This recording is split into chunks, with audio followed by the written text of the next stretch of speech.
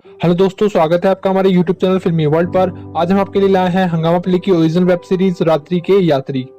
रात्रि के यात्री वेब सीरीज में आपको 5 अलग अलग कहानियां देखने को मिलेगी। तो चलिए जानते हैं इन 5 कहानियों के बारे में। पहली कहानी का नाम है रूपांतरण। ये कहानी है रुद्र नाम के एक लड़के की, जो कि अपनी माँ से काफी गुस्सा है क्योंकि उसे पता चलता है कि उसकी माँ कुछ गलत काम करती है और वो उससे गुस्सा होकर घर से बाहर चला जाता है। रुद्र की माँ रुद्र को कॉल करती है लेकिन वो फोन नहीं उठाता।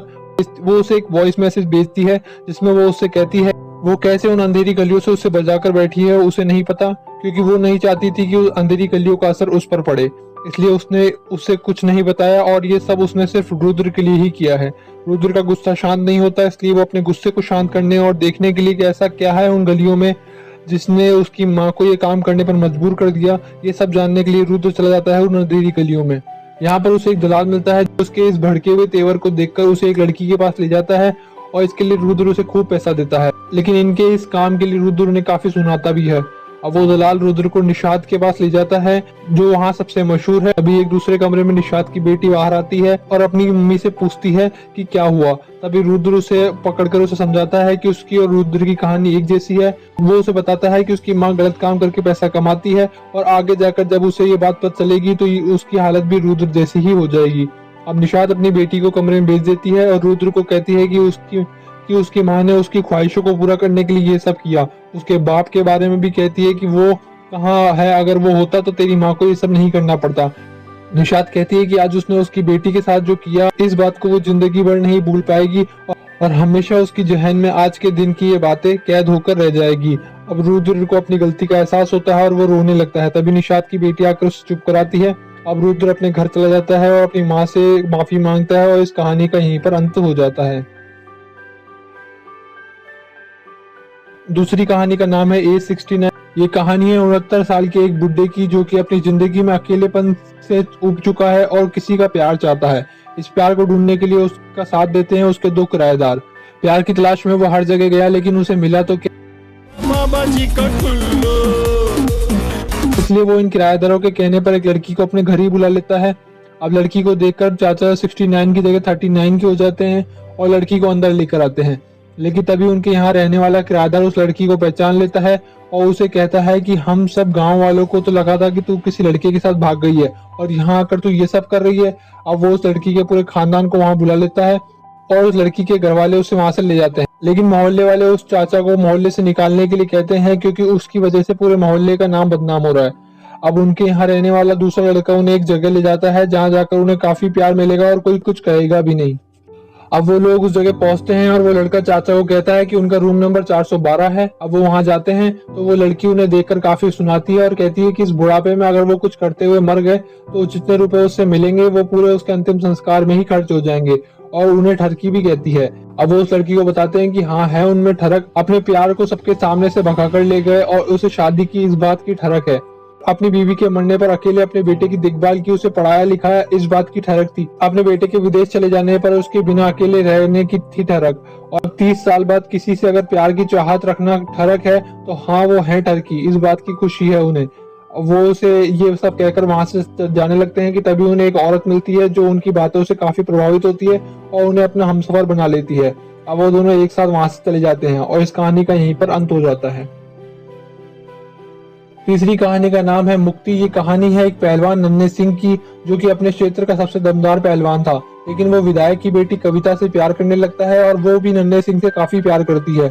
लेकिन एक दिन जब नन्हे सिंह और कविता एक साथ बैठे थे तभी नन्हे सिंह से हारा हुआ एक पहलवान अपने गुंडों के साथ वहां पहुंचता है और वो उसे काफी मारते हैं और वो पहलवान कविता को वहां से लेके चला जाता है। यहाँ नन्हे सिंह को वो पहलवान खूब मारते हैं और वो अधमरा हो जाता है। अब पहलवान जाकर विधायक की कान भरता है और नन्हे सिंह को 17 साल की जेल करवा देता है उन 6 लोगों पर आत्मघाती हमला करने के जुर्म में। अब नन्हे सिंह को जेल हो जाने के बाद वो पहलवान कविता से शादी करके विधायक बन जाता है और यहाँ नन्हे सिंह अंदर ही अंदर घुटते घुटते अपनी सजा काटता है। जेल से रिहा होने पर नन्हे सिंह वापस अपने गाँव जाता है जहां वो एक पहलवानी के मुकाबले में उस पहलवान और कविता को साथ देख लेता है और वो अंदर से पूरी तरह टूट जाता है। तभी वो कविता के सामने आता है लेकिन कविता उस पर ध्यान नहीं देती और वहां से चली जाती है। नन्हे को उसका एक दोस्त मिलता है जो उसे एक ऐसी जगह ले जाता है जहां वो अपना गम भुलाकर अपनी नई जिंदगी की शुरुआत कर सकता है। वहां जाकर भी नन्हे के दिमाग में सिर्फ कविता के ख्याल घूमते रहते हैं। तभी उस दौरान वो एक औरत के कमरे में चला जाता है, जिसे वो कविता समझकर उस पर अपना पूरा गुस्सा उतारता है और उससे कहता है कि उसने कविता के प्यार में अपना सब कुछ खो दिया है, जबकि वो अपने नए जीवन में बिल्कुल खुश है और उसने 17 साल में उससे एक बार भी मिलने की कोशिश नहीं की। तभी वो औरत उसे समझाती है कि जरूरी नहीं है कि आप जितना प्यार किसी और से करते हो वो भी आपसे उतना ही प्यार करे, इसलिए वो आज उसके साथ कुछ पल बिताए और अपनी नई जिंदगी की शुरुआत करे और कविता को हमेशा के लिए भूल जाए।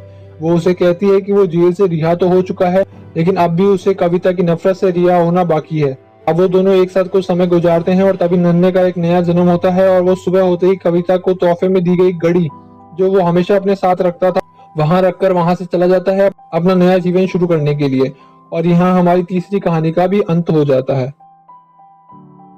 चौथी कहानी का नाम है दाढ़ी से पहले नारी। ये कहानी एक ब्राह्मण लड़के चक्रपाणी की है, जिसकी उम्र है 21 साल और वो अपने पापा की जगह पंडिताई करने के लिए अपने गांव जा रहा है। उसकी एक दिन के बाद की टिकट है, लेकिन चक्रपाणी के मन में एक इच्छा है जिसे वो उस सन्यासी जीवन के शुरू होने से पहले पूरा करना चाहता है, और वो इच्छा है किसी लड़की के साथ प्यार भरे पल गुजारना। लेकिन वो अपनी ये इच्छा कैसे पूरी करे उसे समझ नहीं आ रहा। तभी चक्रपाणी का दोस्त उसे एक जगह बताता है जहां जाकर उसकी इच्छा भी पूरी हो जाएगी और उसका 1000 का काम 600 में हो जाएगा। सिर्फ उसे वहां जाकर सलीम नाम के एक आदमी से मिलना है और वो उसका सारा काम करवा देगा। अब चक्रपाणी उस जगह पहुंचता है और उस आदमी से मिलता है। तभी वो आदमी उसे एक औरत मस्तानी से मिलवाता है, जिसे देखकर वो दंग रह जाता है और वहां से भागने की कोशिश करता है, पर वो उसे नहीं छोड़ती। तभी मस्तानी को कुछ काम याद आ जाता है और वो उस लड़के को कैटरीना नाम की एक लड़की के पास भेज देती है, जिसे देखकर चक्रपाणी के होश उड़ जाते हैं और वो भी उसे कहती है कि वो भी कभी अपनी जिंदगी में ये दिन नहीं भूलेगा। अब वो दोनों साथ में एक अच्छा समय गुजारते हैं और दोनों इन पलों को जीकर काफी खुश होते हैं। कैटरीना उसे कहती है कि इस पल को हमेशा याद रखोगे ना। तभी चक्रपाणी उसे कहता है कि अब तो वैसे भी सन्यासी जीवन शुरू होने जा रहा है, तो चाहकर भी इस पल को नहीं भुला पाऊंगा। अब चक्रपाणी वहां से चला जाता है, लेकिन उसकी ट्रेन की टिकट वहीं गिर जाती है और यहीं पर हमारी चौथी कहानी का भी अंत हो जाता है।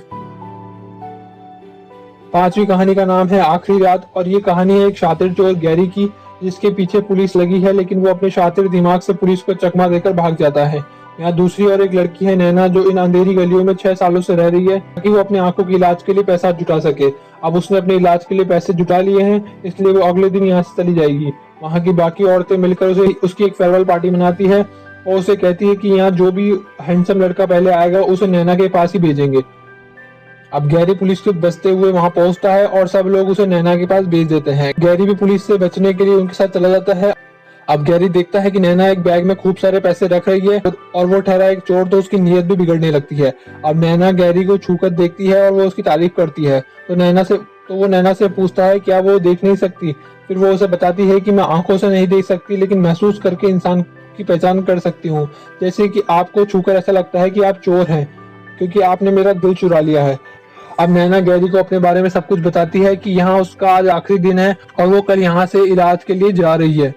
सब बातें होने के बाद वो एक साथ एक अच्छा समय भी गुजारते हैं और फिर जब गैरी वहां से जाने लगता है तब वो नैना का वो बैग हाथ में ले लेता है। तभी नैना उसके पास आती है और उसके दिल पर हाथ रखती है और कुछ नहीं कहती। अब गैरी बैग लेकर वहां से जाने लगता है। तभी उसे लगता है कि शायद नैना को पता चल गया है कि उसने ये बैग लिया है, क्योंकि उसकी दिल की धड़कन काफी तेज हो गई थी और नैना ने उसकी दिल की धड़कनों से पहचान लिया होगा कि उसके दिल में कोई खोट है। तभी गैरी को याद आता है कि उसने अपने आप से एक वादा किया था कि अगर कोई उसके खेल के रहस्य को जान जाएगा तो वो इस चोरी के खेल को छोड़ देगा। अब गैरी को वो बात याद आती है और वो बैग वहां रखकर चला जाता है और पुलिस के पास जाकर सरेंडर कर देता है। अब अगले दिन एक औरत आकर नैना को उसका बैग देती है और कहती है कि उसने नीचे ही रख दिया था।